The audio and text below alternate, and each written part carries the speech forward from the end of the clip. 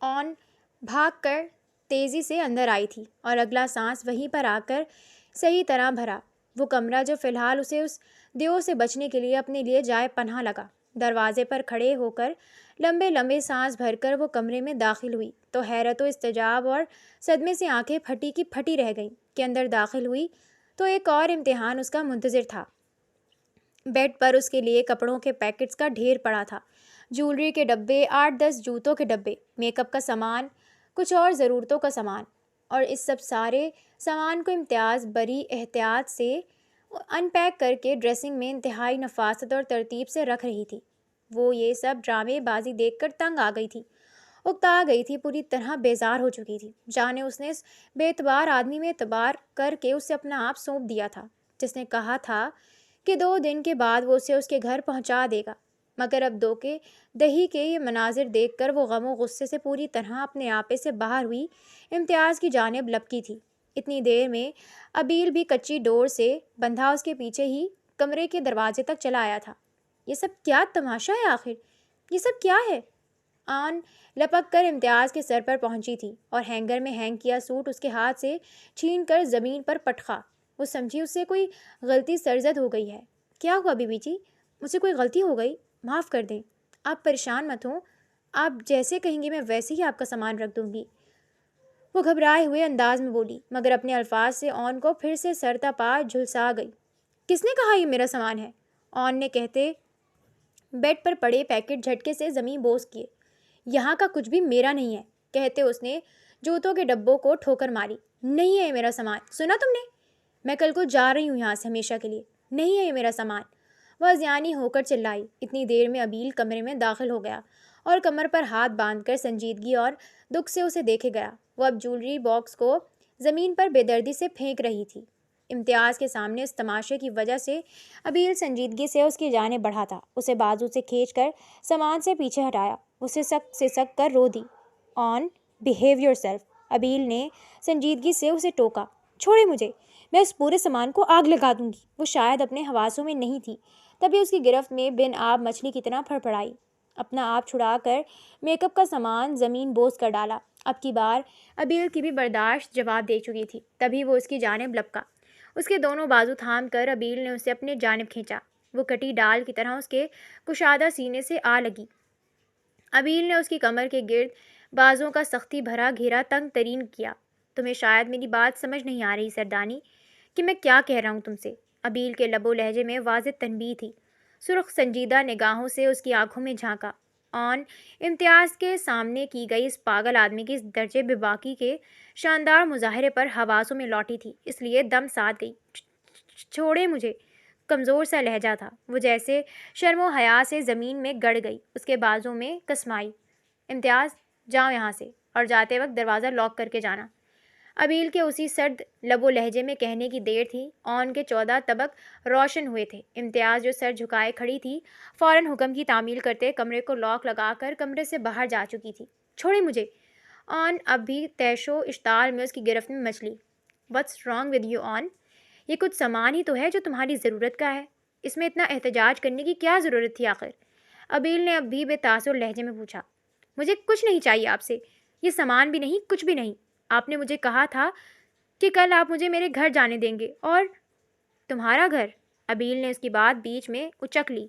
उसकी बाहों में जितना मचल रही थी वो इतना ही पुरसकून होकर खड़ा उसके मन मोहने सरापे में खुद को उलझता महसूस कर रहा था।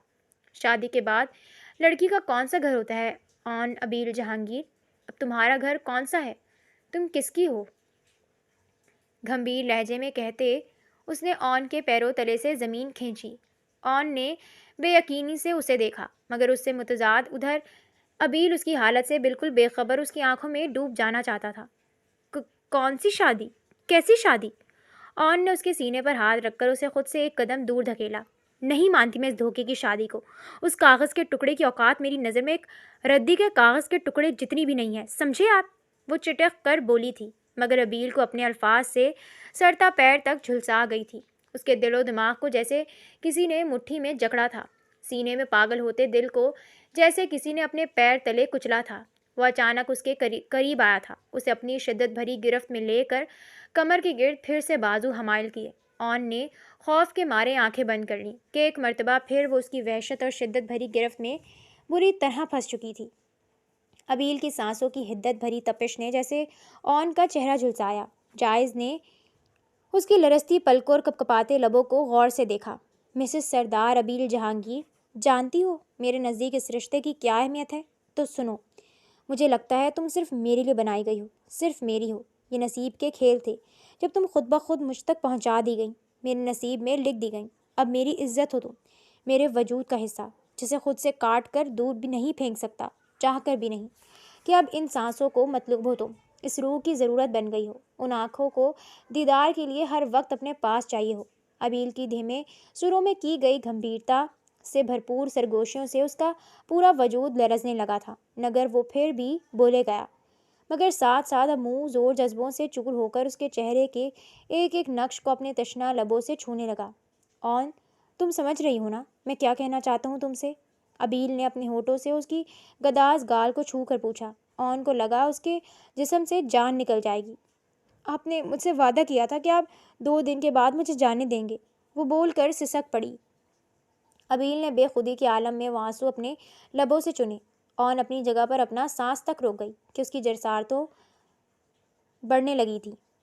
دور ہٹیں، سینے میں پسلیوں سے سر ٹکراتے پاگل ہوتے دل سے تنگ آ کر وہ بول گئی، مگر وہ تو جیسے اس کے نرم و نازک ملائم وجود کو باہوں میں بھر کر دنیا بھلا بیٹھا تھا۔ آن، ابیل نے بھاری بوجھل لہجے میں اسے پکارا تو آن کی روح کانپ گئی تھی۔ وہ اب اس کی جسارتوں کی تاب نہ لاتی، اپنی پوری طاقت لگا کر اسے دور کرتی بہت تیزی سے ڈریسنگ روم میں داخل ہو کر بند ہوئی تھی۔ ابیل نے دھواں دھواں چہرہ لیے اپنے لب بری طرح کچلے۔ کاش یہ سب اتنا ہی آسان ہوتا جتنا اس نے فرض کر لیا تھا۔ دوسری جانب وہ ڈریسنگ کے دروازے سے ٹیک لگائے گہرے گہرے سانس بھرتی اپنی حالت سدھارنے کی کوششوں میں ہلکان ہوتی رہی۔ وہ کبھی اس شخص کی قربت سے سہنے کی متحمل نہیں ہو سکتی تھی۔ اب بھی وہ اپنا چہرہ اور گردن انگارے کی طرح دہکتے ہوئے اس لمس کی خوشبو کی صورت اپنے بدن میں سرایت کرتی بے چینی محسوس کر رہی تھی۔ اسے اس زندان سے نکلنے کی کوئی تدبیر نظر نہیں آ رہی تھی کہ وہ تو اپنے قول سے ہی مکر چکا تھا۔ تبھی بے بسی اور غم سے نڈھال ہو کر وہ پھر بلک بلک کر رو دی تھی۔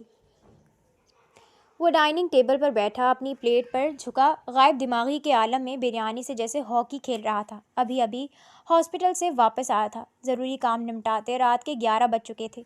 گھر آ کر پتہ چلا وہ اب تک ڈریسنگ میں خود کو چند کیے ہوئے تھے۔ اس نے بارہا امتیاز کو آن کو ڈنر کے لیے بلانے بھیجا تھا، مگر وہ ڈریسنگ روم سے باہر نکلنے کو تیار نہیں ہوئی اور امتیاز کو بری طرح جھڑک کر واپس بھیج دیا۔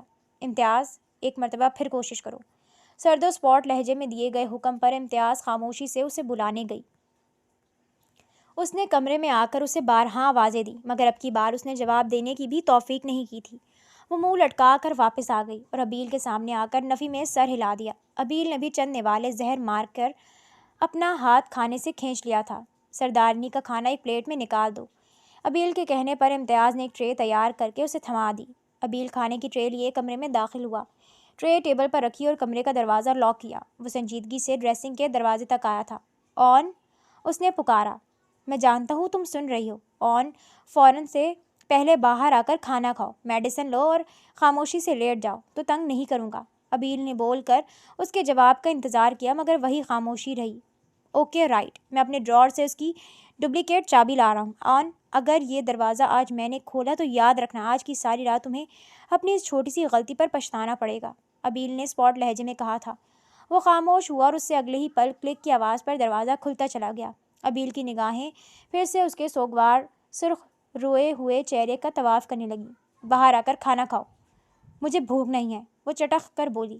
پھر بھی کچھ نہ کچھ کھانا پڑے گا، میڈیسن لینی ہے۔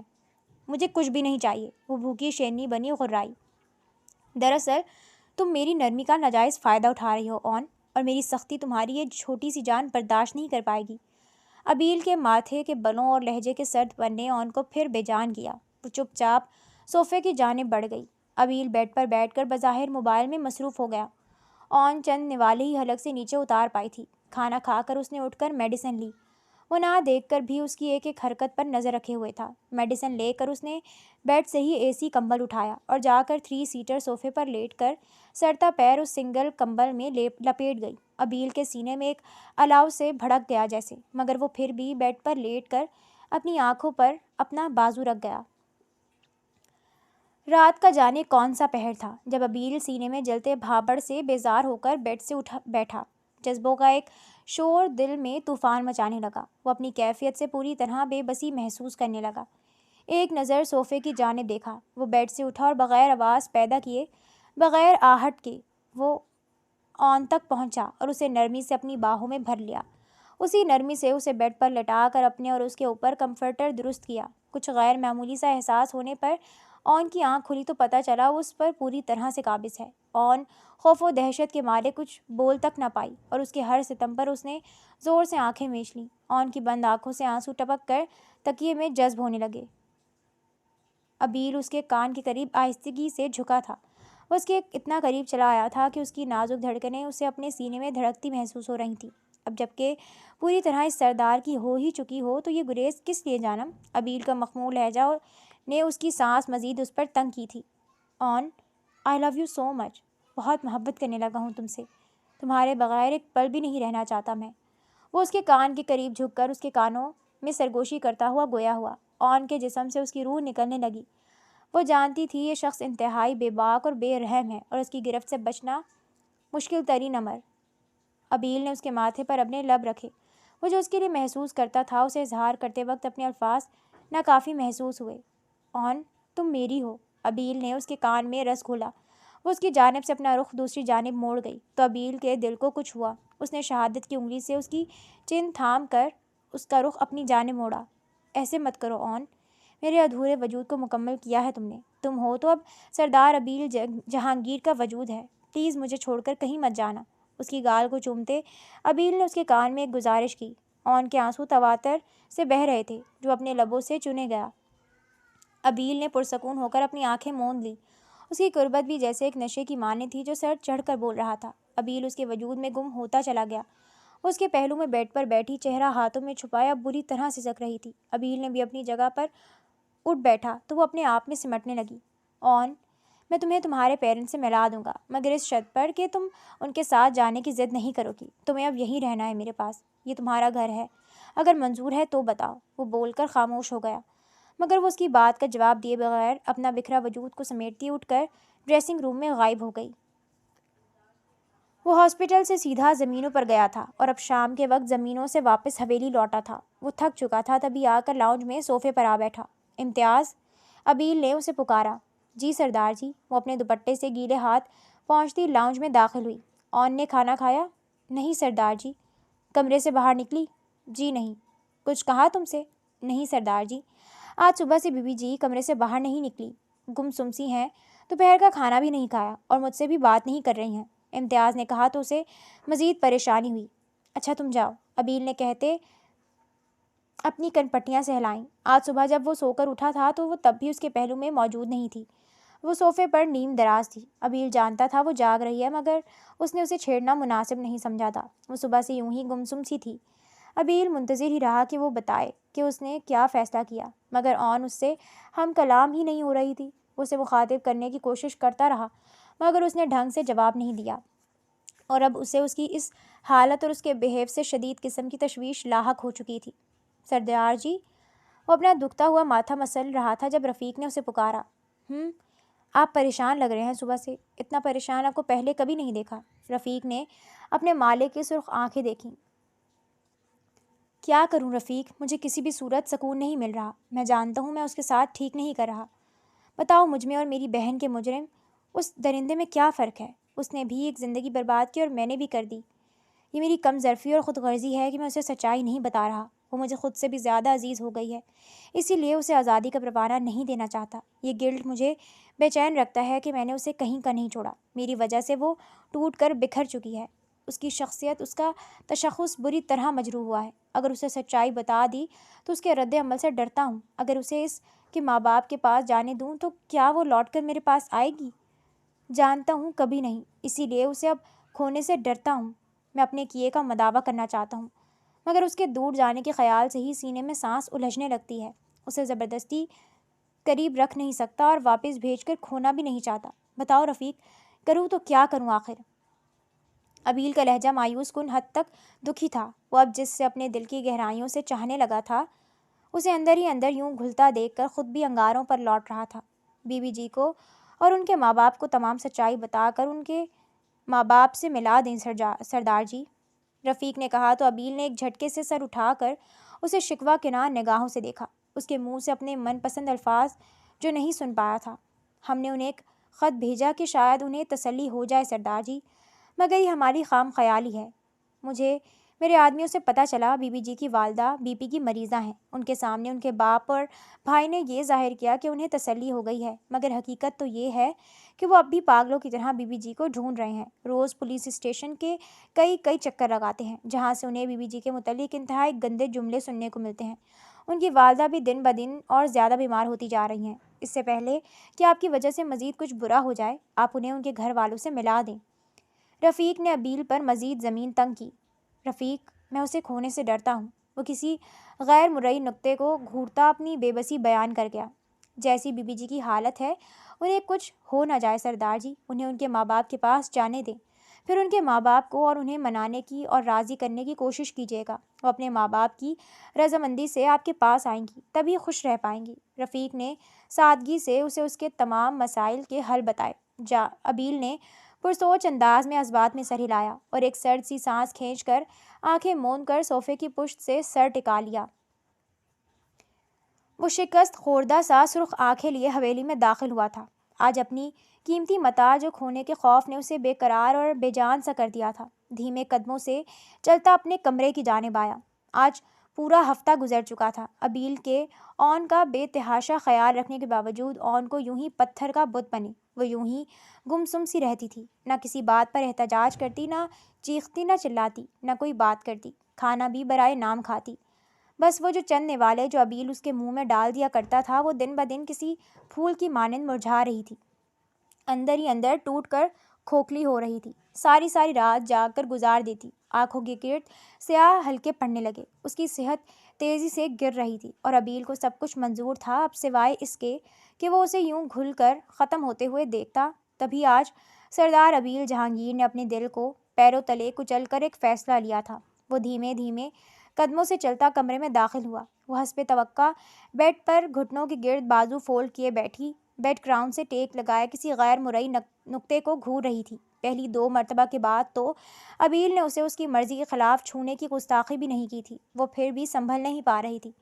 وہ یوں ہی دھواں دھار چہرہ لیے دھیمے قدم اٹھاتا ڈریسنگ تک گیا اور ایک سرخ رنگ کا شوخ لباس اس کے لیے نکالا۔ سرخ رنگ پر ہلکا گولڈن کام، نفیس سی پیروں تلک فراک تھی۔ میچنگ جیولری اور میچنگ سینڈل بھی نکال کر ساری چیزیں بیڈ پر رکھیں۔ وہ اب اس کی جانب متوجہ ہو کر اس کے قریب آیا تھا، جو ابیل کے کمرے مسانے سے لے کر اس ساری کارروائی کے سر انجام دینے تک اس کی جانب متوجہ نہیں ہوئی تھی۔ ابیل نے اس کے کندھے پر نرمی سے ہاتھ رکھا۔ اون! ابیل کی پکار میں آج تڑپ تھی۔ اس نے خالی نگاہوں سے اسے غائب دماغی سے دیکھا۔ اٹھو اور یہ جو میں نے تمہارے لیے ڈریس نکالا ہے، اسے فریش ہو کر چینج کر کے آؤ، ابیل نے کہا۔ وہ کسی روبوٹ کی مانند چپ چاپ اپنی جگہ سے اٹھی اور ڈریس لے کر واش روم چلی گئی۔ شدت ضبط کی انتہا سے ابیل نے اپنے لب بری طرح کچلے اور اپنی مٹھیاں زور سے بند کیں۔ زیادہ انتظار نہیں کرنا پڑا۔ وہ 10 منٹ میں فریش ہو کر وہ سرخ لباس زیب تن کیے واش روم سے باہر نکل آئی۔ گیلے بالوں کو ٹاول لپیٹ کر سر پر جوڑا سا بنایا ہوا تھا۔ وہ واش روم سے باہر نکل کر ڈریسنگ کے پاس ہاتھ باندھ کر خاموشی سے کھڑی ہو گئی، جیسے اس کے اگلے حکم کی منتظر ہو۔ ابیل کا دل کیا اس پتھر کی مورت کو آج جھنجھوڑ کر رکھ دے، مگر وہ ضبط کرتا اس تک آیا اور اسے بازو سے تھام کر ڈریسنگ کے سامنے کھڑا کر دیا۔ وہ خاموشی سے اپنی جگہ پر کھڑی رہی۔ ابیل نے آگے بڑھ کر جیولری کا باکس اٹھایا اور گولڈ کی خوبصورت نفیس سی جیولری مخملی باکس میں سے نکال لی۔ باکس سے نفیس سا نیکلس نکال کر وہ اب اس کے ٹھیک پیچھے بے حد قریب آ کر کھڑا ہوا کہ ابیل کی سانسوں کی تپش اون کو اپنی پچھلی گردن پر محسوس ہوئی، مگر وہ اب بھی بے تاثر چہرہ لیے نگاہیں جھکا کر کھڑی رہی۔ ابیل نے اس کی شفاف گردن میں نرمی سے نیکلس پہنایا۔ نیکلس کی ہک بند کرتے ابیل نے اپنے سلگتے لب اس کی گردن پر رکھے، مگر مجال ہے جو اس پتھر کی مورت میں کوئی ہلچل ہوئی ہو۔ اب ابیل نے جان بوجھ کر اس باکس سے چھوٹے جھمکے نکال کر اس کے کانوں میں پہنائے۔ اسے اپنی باہوں کے حصار میں بھر کر اب اپنے سلگتے لبوں سے اس کی دونوں کان کی لوؤں کو چوما۔ اس سلگتے لمس کے احساس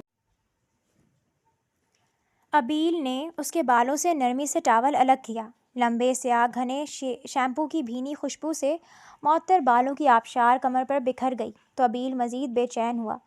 ابیل نے اسے باہوں میں بھرا اور اس کے گرد بازوؤں کا گھیرا تنگ کیا۔ وہ اب سختی سے آنکھیں بند کر گئی تھی۔ ابیل اس کے چہرے پر نرم گرم سلگتے لمس چھوڑنے لگا۔ اس نے اب بھی کوئی رد عمل ظاہر نہ کیا۔ اب تو تنگ آ کر ابیل نے اسے اپنے بازوؤں میں اٹھا لیا، اسے بیڈ پر لٹا کر اس پر کسی سائے کی طرح چھا گیا۔ اون نے اب بھی اپنے منہ سے ایک لفظ بھی ادا نہیں کیا تھا۔ ابیل نے اس کی شہرک پر اپنے لب رکھے۔ اس کے بعد اس کی بے باکیاں اور گستاخیاں بڑھنے لگی، شدت اختیار کرنے لگی، مگر وہ کسی بے جان چیز کی طرح بیڈ پر اس مردہ وجود کی طرح لیٹی رہی، نہ جس کے جذبات ہوتے ہیں نہ احساسات۔ ابیل نے اس کی آنکھوں میں دیکھنا چاہا جو بے تاثر اور سرد تھیں، اور ابیل کی برداشت بھی بس اتنی ہی تھی۔ وہ اس کے اوپر سے اٹھا تھا اور ایک زوردار جھٹکے سے اسے بازو سے کھینچ کر بیڈ سے اٹھا کر اپنے سامنے کھڑا کیا تھا۔ کم آن، ایسے مت شو کرو جیسے تم کوئی پپٹ ہو، کوئی پتھر کی مورت یا کوئی بے جان گڑیا۔ میرا کھلونا نہیں ہو تم، ایسے مت بیہیو کرو خدارا۔ وہ اسے جھنجھوڑ کر دھاڑا تھا۔ اون نے خوف کے مارے اپنی آنکھیں سختی سے میچ لی اور مٹھیاں بھی زور سے بھینچ لی تھیں۔ ایسے کبوتر کی طرح آنکھیں بند کر لینے سے خطرہ سامنے سے ٹل نہیں جائے گا۔ مجھے معلوم ہے یہاں آنے سے پہلے تم بہت بریو تھیں، تو پھر کیوں چپ چاپ میرا کہا مان رہی ہو؟ احتجاج کرو، چیخو چلاؤ، مجھے کوسو، بددعائیں دو، مگر ایسے خاموش مت رہو۔ ابیل نے اسے پھر جھنجھوڑا، مگر اس نے پھر بھی کوئی رد عمل ظاہر نہیں کیا تھا۔ آنکھیں کھولو اور مجھے دیکھو۔ ابیل اس کے کان کے قریب غرایا۔ وہ یوں ہی اس کے بازوں میں ہلکے سے کپکپا کے رہ گئی۔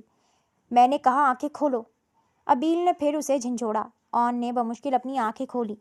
اس کے چہرے پر اب بھی خوف کے علاوہ کوئی تاثر نہیں تھا۔ ابیل نے اسے بازو سے تھام کر بیڈ پر بٹھایا، خود دو سانوں اس کے پیروں میں بیٹھا۔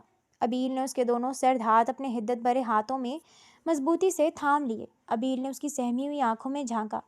سنو اون، جاننا چاہو گی میں تمہیں یہاں کیوں لایا؟ تم اس زندان میں کیسے پہنچی؟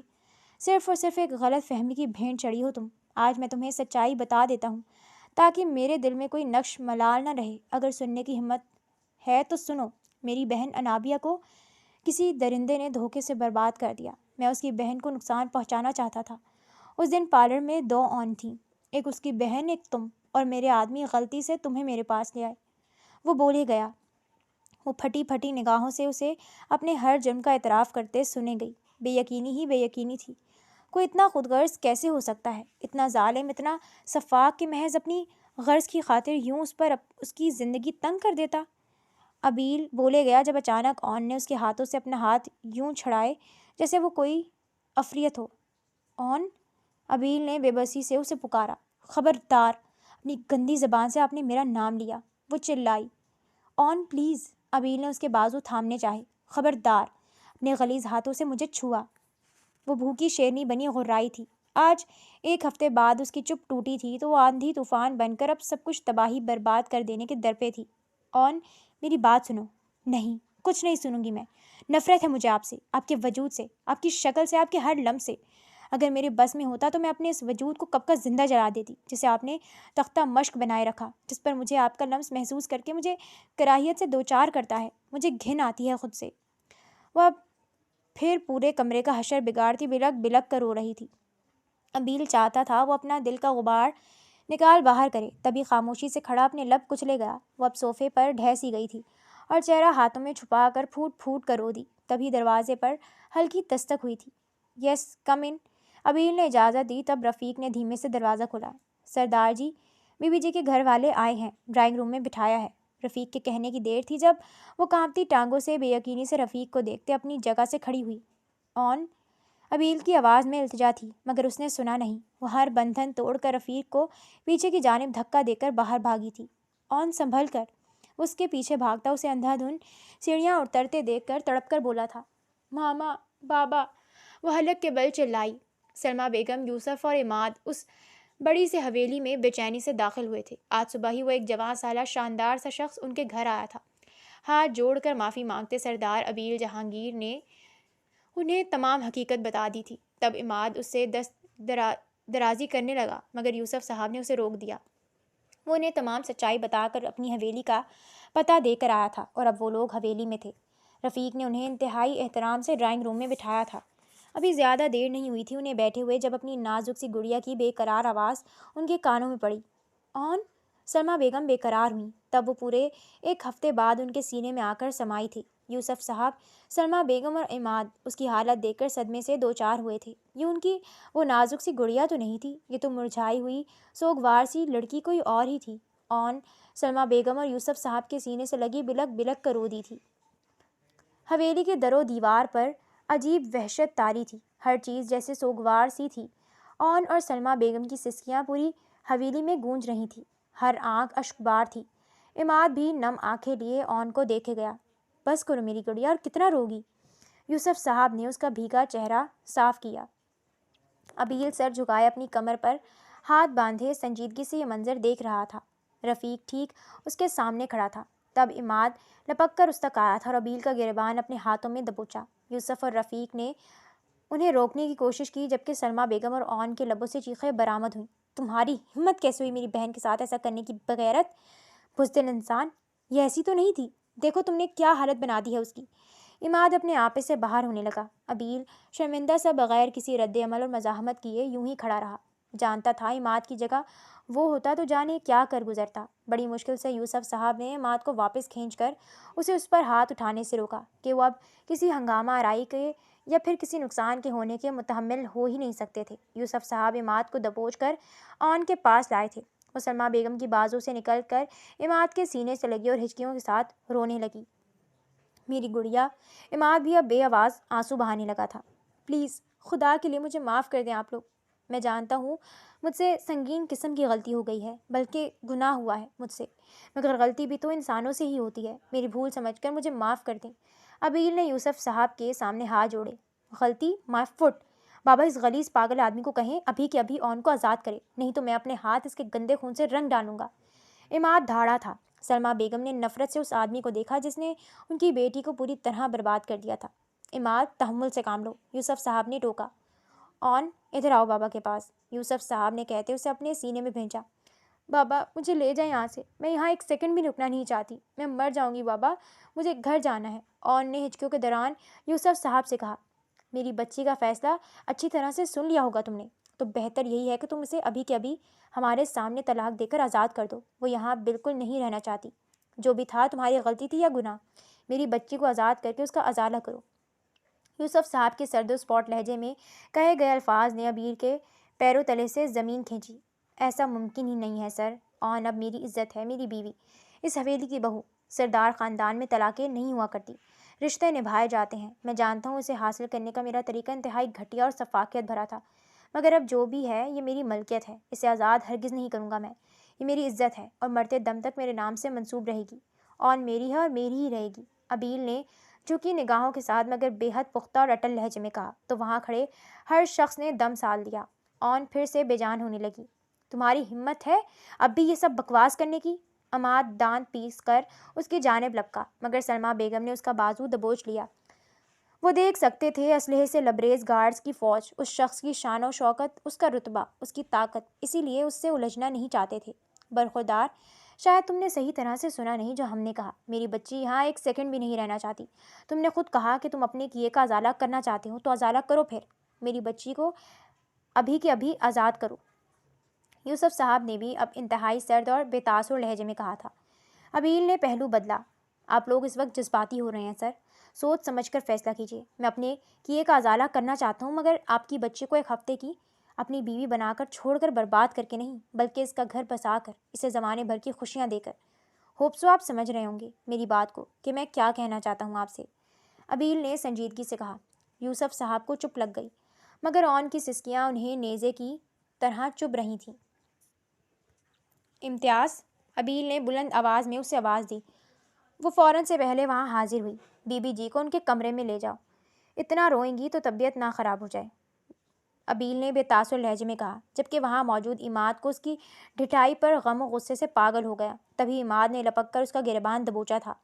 سلمہ بیگم اور یوسف صاحب نے عماد کو پکڑا، مگر وہ کسی شیر کی طرح بھپڑ چکا تھا۔ میری بہن اب صرف اور صرف اپنے گھر جائے گی بغیرت بزدل انسان، اور تم ابھی کے ابھی اسے آزاد کرو گے؟ عماد چلایا۔ یہ نہیں ہو سکتا، آن اب میری ملکیت ہے اور یہ مرتے دم تک اس رشتے سے آزاد نہیں ہو سکتی۔ ابیل کا لہجہ اب کی بار سخت تھا، مگر وہ ابھی تک تحمل کا مظاہرہ کر رہا تھا، عماد کی دست درازی کا جواب نہیں دے رہا تھا۔ یوسف صاحب نے ایک جھٹکے سے عماد کے ہاتھوں سے اس کا گریبان چھوڑا۔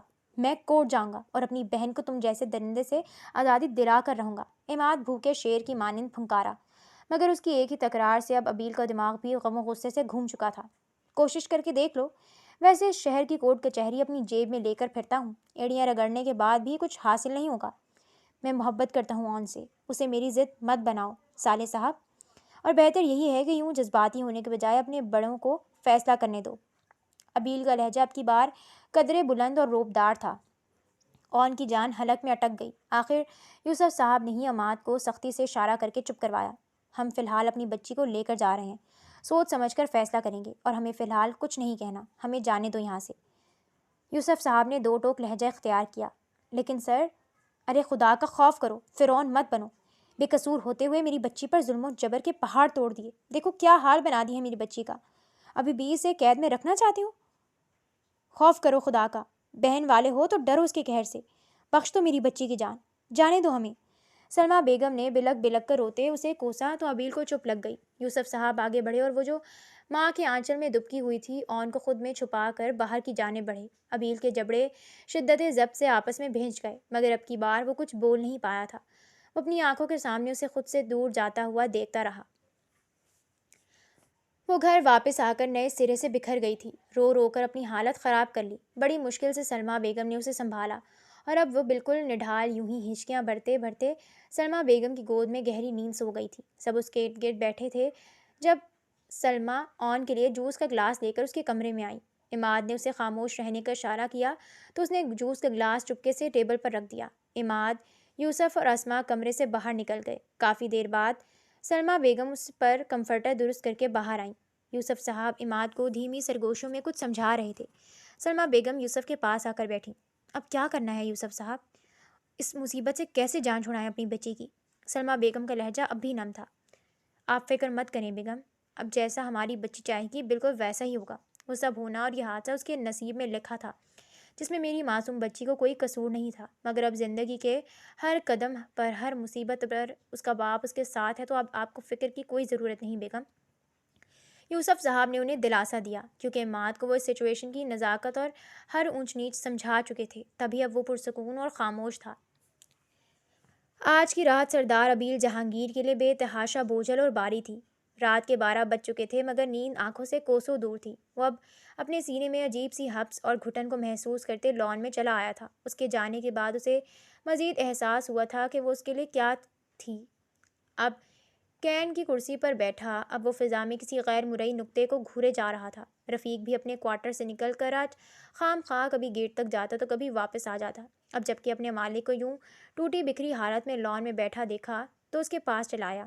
سردار جی، رفیق نے پکارا، یہ جدائی بہت دردناک ہے رفیق۔ ایک وہی تو ملی تھی جس سے اب تو لگتا تھا کہ میں بھی ایک زندہ اور جیتا جاگتا انسان ہوں۔